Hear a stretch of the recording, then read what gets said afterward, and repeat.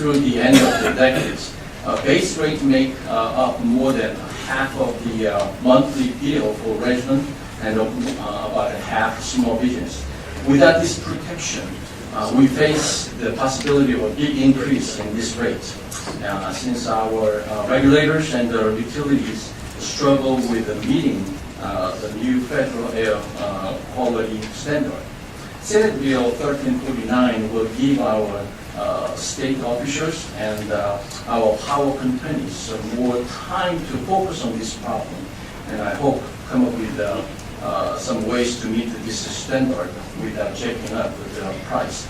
I'm also impressed by the fact that the Senate Bill 1349 will offer some immediate relief for families and businesses. This bill contains provisions that would significantly lower electric bills for Virginia consumers as early as this spring.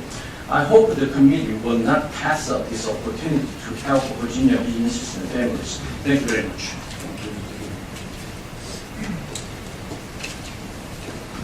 Mr. Chairman, Clark Lewis on behalf of the Virginia Coal and Energy Alliance. For the reasons expressed by Mr. Ratliff and Alvin, we support this bill.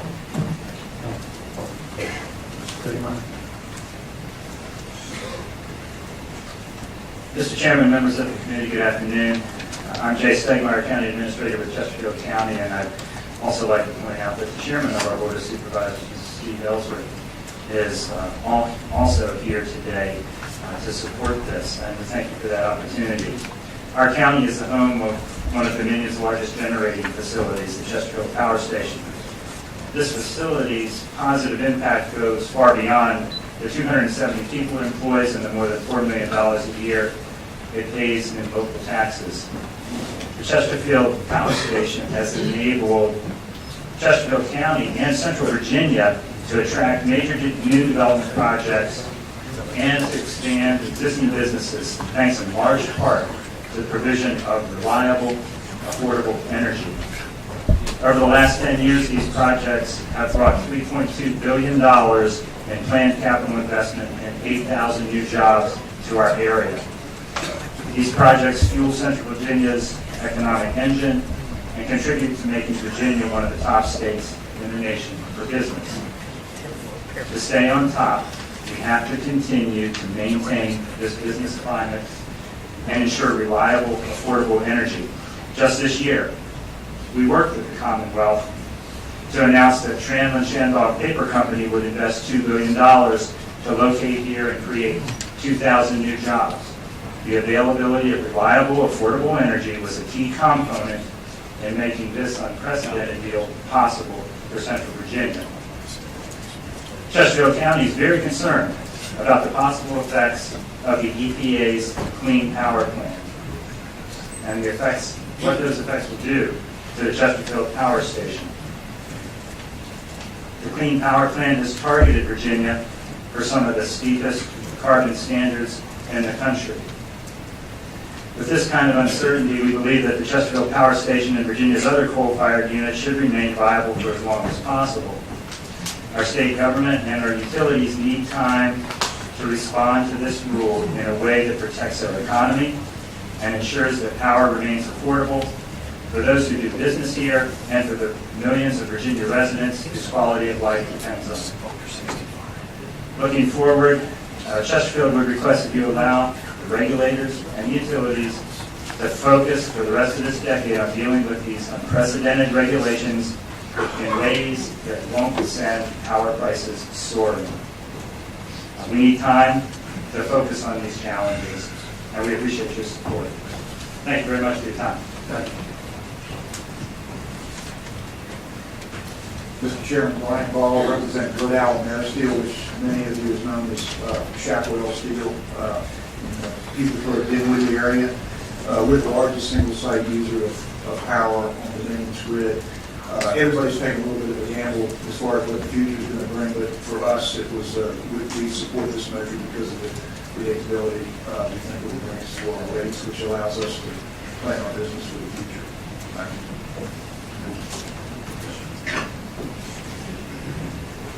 Mr. Chairman, members of the committee, Davis Boudreau, representing the Virginia Hispanic Chamber of Commerce. For many of the reasons just articulated, we also support the bill.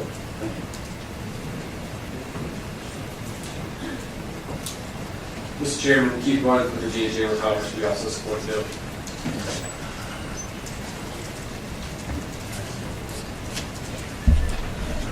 Mr. Chairman, members of the committee, Laura Lafayette with the Partnership for Housing Affordability, and I also serve as chair of the Better Housing Coalition, and I simply want to reiterate that in the nonprofit housing sector, we work very hard to, when we renovate or build, to build the most energy efficient product that we can to ensure that our clients have both stable rent and mortgages.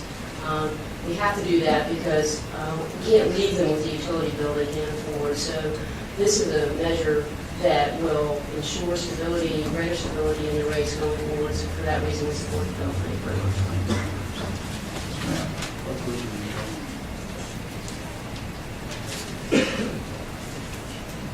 Good afternoon, Mr. Chairman, members of the committee. My name is Mary Kay Haas, and I'm the Executive Director of Rebuilding Together of Richmond.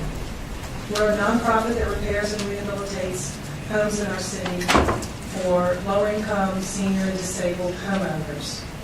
And we're proud of the fact that since 1993, we've improved more than 1,000 homes in 18 different communities using volunteers from corporate, civic, and faith organizations.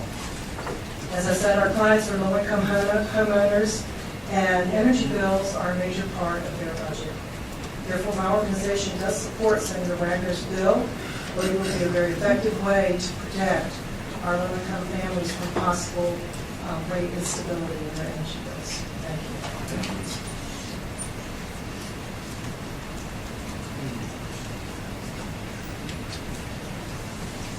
Good afternoon, Mr. Chairman and members of the committee.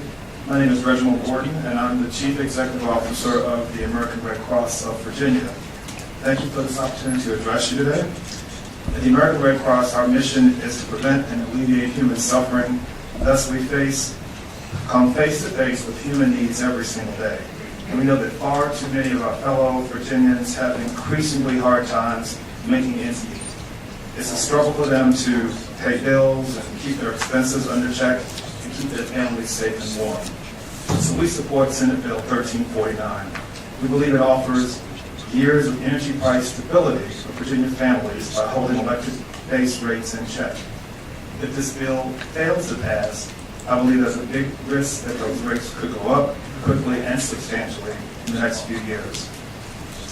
I'm also aware these regulations could cause significant energy price increases if we don't carefully plan how to comply with them. Senate Bill 1349 will preserve Virginia's low electric rates while our state government and utilities figure out the best course of action for the Commonwealth. So I urge you to support Senate Bill 1349, and I thank you for your opportunity to address you today.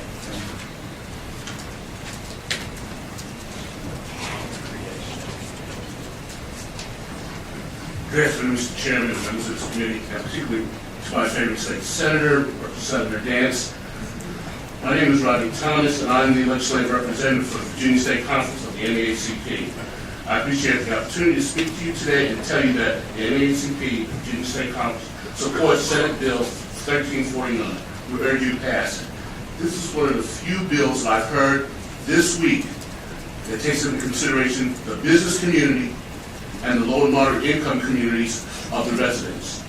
Many Virginians still face very hard times confronted with rising prices, flat wages, and limited job opportunities. I believe we all recognize that these problems, while bad for all Virginians, are particularly severe for the African American community, where poverty and unemployment levels remain disproportionately and unacceptably high. For that reason, and because this bill offers immediate relief to the residents, particularly in the African American community and all communities, we ask that everyone concerned these days about the energy costs, but the problem is much more severe for the low-income residents of Virginia. For many families, energy bills are a major and difficult part of the household budget. They worry about keeping their homes warm and their lights on. Therefore, I beseech the members of this Senate Committee of Commerce and Labor to react as public servants that you were elected to be, and in this case, while supporting big business such as Dominion, such as Waco, etc., that you provide the opportunities that Dominion has requested for these low and moderate income residents. Thank you. Thank you very much. Thank you, Mr. Chairman. I believe that answers support side of it, I believe there is some opposition. Those are the speakers.